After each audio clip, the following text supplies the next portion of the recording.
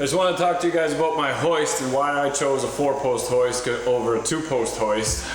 This is a 12,000 pound rotary hoist. Very nice. The main reason, plain and simple, when I got out of that truck, it was ready to be lifted in the air. Plain and simple, there's no swinging arms underneath, there's no putting stacks of lifts on there to hit the frame. It does all sorts of wonky stuff.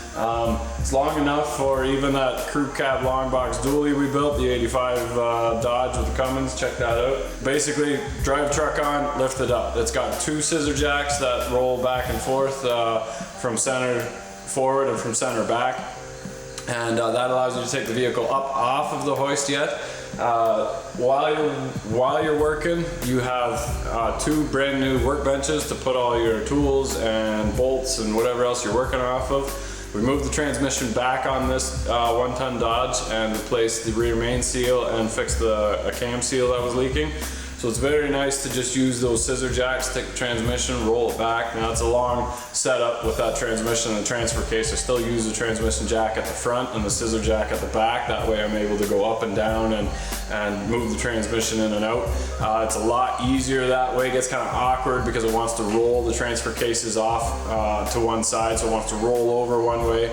Not so big with an automatic, but a big pain when you're moving a manual transmission in and out. You need to have those splines lined up perfect.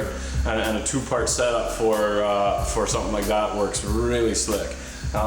It's never let me down. It's a great hoist. Highly recommended over a 2-post just because the 2-post takes way too long to set up. So great for cars, smaller stuff, but if you're in the trucks at all, 4-post is the way to go. The only disadvantage to this one is it's got a bar at the front and at the back, where if I need to actually remove the whole transmission from the vehicle, my transmission jack is too high, so I can't drop it down underneath. So what I've done before is remove it using the transmission jack, then ratchet strap it to the vehicle itself, take the jack out, drop it down, make it so that the straps are nice and long for the transmission, put the transmission on the ground, pick the vehicle back up again.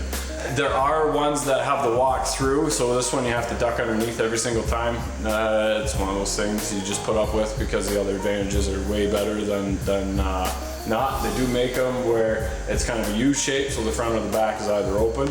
This is an old alignment hoist. The pads are gone. I have the computer for the alignment, but it was cheap enough. We picked it up and loving it ever since. So definitely, if you got a heavy truck, get a 4-post. Or if you're considering a hoist, I would have a shop full of 4-posts before I had a 2-post. Here we go.